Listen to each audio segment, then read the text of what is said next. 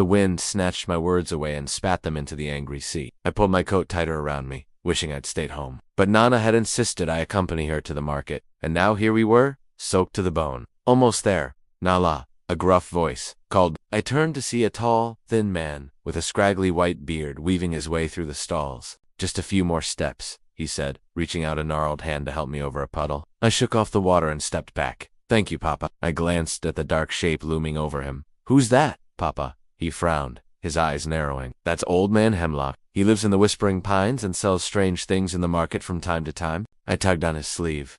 Can we go home now, Papa, please? He sighed. Just a few more minutes, Nala.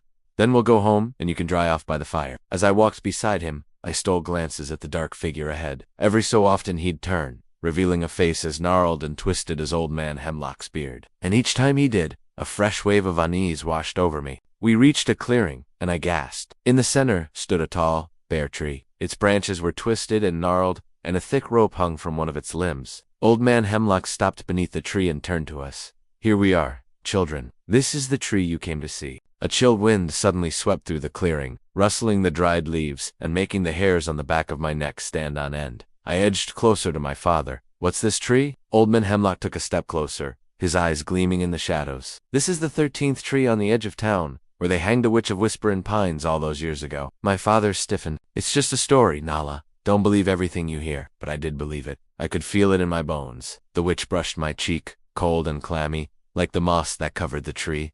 Old Man Hemlock chuckled, a dry, crackling sound. Do you want to see something amazing? Children, come closer. He reached out and touched the rough bark of the tree, and as he did, a small white flower bloomed at the tip of one of the branches. It looked like a single tooth. He plucked it off and handed it to me. Take this with you, child. A reminder of the day you met the witch of the 13th tree. I stared at the tooth in my hand, then at the tree. Nothing grew around it. Not a single leaf or blade of grass. Only the gnarled branches scraped against the sky. And as I turned to Goa, I heard the wind whispering through the trees. Beware the witch of the 13th tree. Beware the day she comes for me.